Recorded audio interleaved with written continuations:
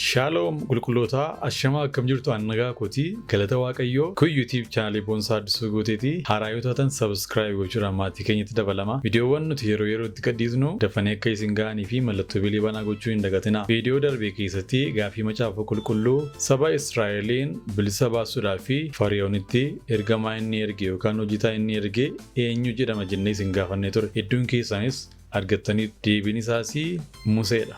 Arras gaafii macaafa qulqulluu qabannee dhufnee jirra. Macaafa qulqulluu keessatti namni umurii dheeraa jiraate maqaan isaa eenyu jedhama? Irraan deebi'aa namni umurii dheeraa jiraate macaafa qulqulluu keessaa eenyu jedhama? Deebii isaa comment section irratti nuuf barreessuu hin dagatina. Akkasumas viidiyoo kana yeroo eegaltanii like gochuudhaan viidiyoon kun namoota baay'ee biraa akka ga'uu fi wajjin taasisaniin jenna. Haga xumura sagantaa keenyaatti nu waliin turaan affeerraa keenya jaalalaati. Viidiyoo keenya irraa keessattis nama waaqayyoo Raajii Meseret Taayee Maal ta'anii harmee isaanii wajjiniin bar tokko rakkina akkamii dabarsan ergaa isaan sana sababeeffachuudhaan dabarsanis maalidha? Ergaa ajaa'ibaatii isa isinitti himna. Kan biraan immoo iccitii 666 warra Illuminaatii akkasumas LGBTQ fi World New Order jechuudhaan tokkummaa jarri gaggeessaa jiran namni tokko saaxilee jira. Sana isin dhaggeeffachiisna. Viidiyoowwan barsiisoo bashannansiisoo ta'an isiniif dhiyeessina. Haga xumura sagantaa keenyaatti nu waliin turaan affeerraa keenya jaalalaati. Jalqaba viidiyoo kana irratti luqqisii torbee kana isiniif dhiyeessina. Innis macaafa faarfannaa boqonnaa 91 lakkoofsa 1 kaasee mata dureen isaa eegumsa waaqayyoo jala jiraachuu jedha. Namni golgaa isa hundumaa gararraa irra jiru keessa jiraatu gaaddisa isa hundumaa danda'u jala hin buufata. Waaqayyoon ani sitti kooluu galeeraa ati masaraa kooti.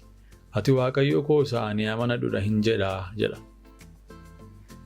Nama akkamiitu akkas jedha? Nama isaa golgaa isaa hundumaa gararraa keessa jiraatu. Golgaa isaa hundumaa gara irraa keessa kan jiraatu jechuun wanti kamiyyuu jiraatee iddoo amansiisaa, wanti kamiyyuu dhufee iddoo shakkiin hin jirre, wanti kamiyyuu jiraatee iddoo sodaan hin jirre keessa kan jiraatu jedha macaafni qulqulluun. Keessa kan jiraatu maal jedha? Ani sitti kooluu galeera ati masaraa kooti. Ati waaqayyoo koo isa ani amanadhuudha hin jedha. Galanni waaqayyoodhaaf haa ta'u.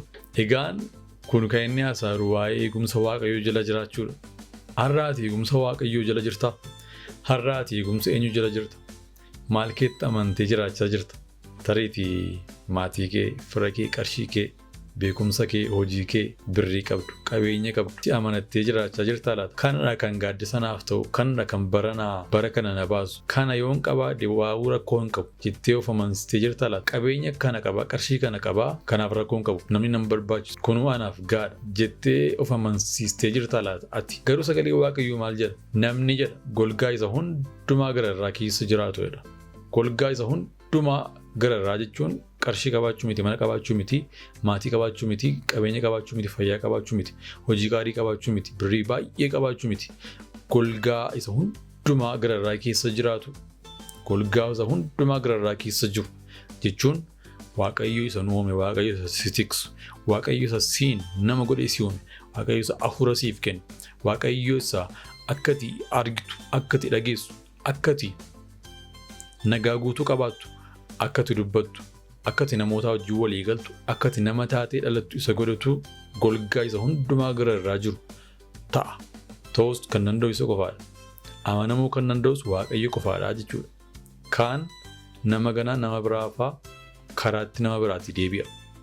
Abbaanis, haatis, obboleessis, qabeenyis hundi isaaniiyyuu nama dhiisuun isaanii hin hafu dhumarratti. Kan namatti ta'u, kan wabii namaaf ta'u, amanamaa kan namaaf ta'u, kan kooluun itti galamuun isaaf ta'u, kan masaraa namaaf ta'u, kan amanamuu qabu waaqayyo gooftaa machaadha. Eebbifamaa. Raajii Meseret Taayeetiin bara tokko maaltu mudate? Bara 2004 ani yeroo sana haati koo du'aaf jireenya gidduu galtee dhukkubsatti kadhadhee fi fayyuu dinnaan Finfinnee mana yaalaarranii wajjin jooraa ture. Yeroos waldaa Oromiyaatiin tajaajila. Na gaaf tokkoni waldaa tokkon geesse yoo anaan na dhaga'uu dide waaqayyo isa biraan dhagaa'e.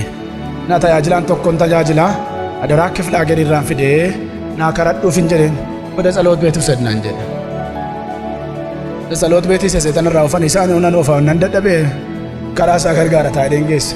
haareen ba'e waan sinitti maqaa guyyaa qidaamee immoo waldaa tokkoon geesse namni sun nama guddaadha biirootti ol naaffeeree haadha kee miti seexanni si loluudhaaf jedhee kadhateef naafis kadhate fayyeen ba'e isheen illee fayyine garuu an fayyeen ba'e sini galeera maal ta'e fayyeen ba'e innaa galtee ergasii gara ji'a sadii ciifteetuma waaqayyoon kadhannu waaqayyoo fayyise boodatuma kadhannu maal jechuuf asiniin jedhe beektu barumsa naa kenne waaqayyoo gaafa sana amma namni gaafa dadhabaa harkisii as fidu yoo namichi hin fayyu ta'e illee warra fide sanaaf jedheen gargaaraan yoon dadhabee duddi koo naraafamee illee dadhabee isa gaafa sanaati koo taatetu natti dhufa barumsa naa kenne waaqayyo inni galaa waaqayyo waan ta'u maal godha nama barsiisa wanti jireenya keessan keessatti dhufu hundinuu barumsadha life is teaching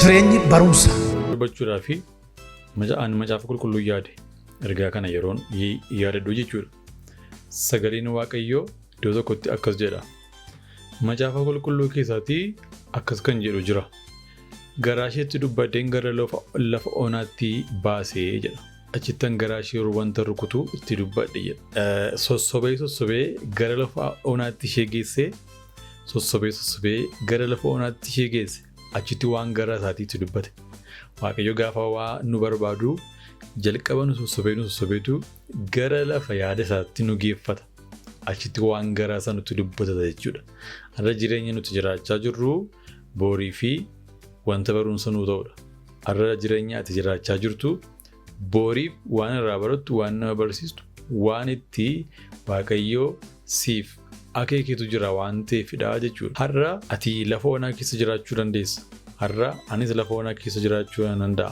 waaqayyo sossobee tas nu fide waaqayyo waan garaa isaa nutti dubbatachuuf jedheetu sossobee suuta as nu fidatee jechuudha nuti immoo har'a as geenye callisuu hin qabnu yaada waaqayyo dhaggeeffannee maal akka inni barbaadu dhaggeeffannee gara lafa inni itti nu erguudhaaf jedhutti deemuudhaaf of qopheessuu tunura jiraata jechuudha barumsa ajaa'ibaati. Firaa'olitichaa ilma oromtichaa akkam fayyaa keetii adaraattam jirta nagaadhaan jiraadhu hamaan sin argatin isheen si hamattuuf isheen si goomattu hataatu si gadi darbiitii jiraadhu eenyuun iyyuu caalaa siifata umuriin kee akka maatu saala ati nuuf qabeenya oromootaa ijamaan sin arginii abbaa hiyyeessotaa gargaarsa dhabanii kan karaatti kufanii arguu dadhabanii kan jaamiji isaanii yommuu joon ja'anii beelaaf dheebuudhaan galatoomi malee sikkaase lafaatii qabee harka isaanii namni baay'een carraa argatanii yommuu sooromanii wajjin dhalatanii wajjin guddatanii ati eenyudha jedhu maqarraanfatanii kan kee garuu addaa dhugaansitti maatii halagaa yookisii fira fooniin jettu hundumaafuu qixaa gargaarsatti gootu akka taagatamaa kan namni irraa gore rabbii gaddisi kan isaan bira gore nama gaarii godhee jechuun waan jiru sin jaja yoomiyyuu kan na dhubu hin jiru anis waan sitti maana dhagee adaraa dingata yoo dhuftee manni koo addana calliftee hin darbin na dubbisa adaraa mana yommuu jedhu manuma hin se'inii ispaaltii cinaadhaa kanan jiraadhani kottu yaa firoo koo adaraan oolanii wanta yaadii dhaban sitti maadhus.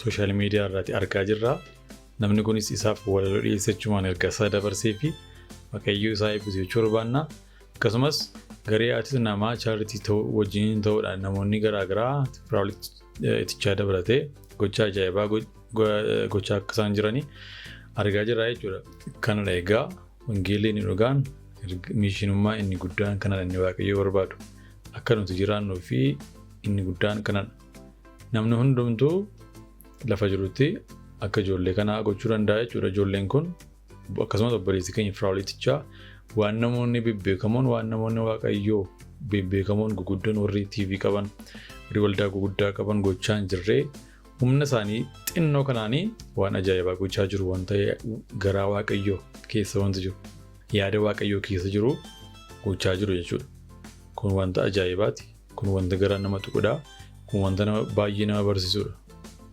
qabaachuu qofa otoo hin taane utuu hin qabaatin iyyuu akka warra qabaatan caalaas hojjechuun akka danda'amu nutti agarsiisaa jiru jechuudha. Thank you. Viidiyoo tana namni qalbiin deeyifa namni dhalaadha namni umriin teessa nama tokko 18 gadi ilaalina.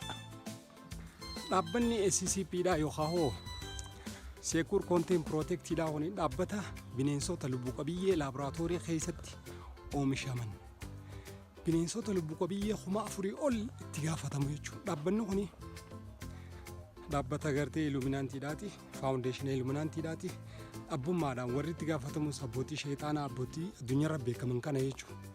Amma SCP-1, SCP-2 yookaan SCP-500 yoo SCP-2,000 yoo jettee sarchi goote faawundeeshinii agartee bineensa takka ati ijaan agartee hin beekne. Bineensa agartee bifti isaa addaa hororii yookaan fiilima hororii keessatti malee bakka biraatti takka agartee hin beekne kan abbummaadhaan yoomiif akka agartee gaa kaayyatanii hin beekamu. Bineensota gosa 4,000 oli dhaabbanni kun oomisha. Amma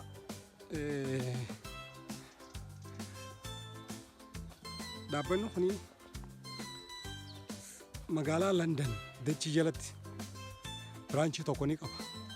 Akkasuma magaalaa Maas Washington biraanchii tokko ni qaba. Bineensota gosa akka mijee yoon siime bineensota agartee kan hedduu deenjara ta'anii hedduu hammeenya keessa yoo gartee hoggu takka yoo ijarraa libsatte bakka jirutti hafsi godhu. Bineensota gartee ijaan takka agarre paarkii keessatti hin argamne bineensota gosa addaati jechuudha.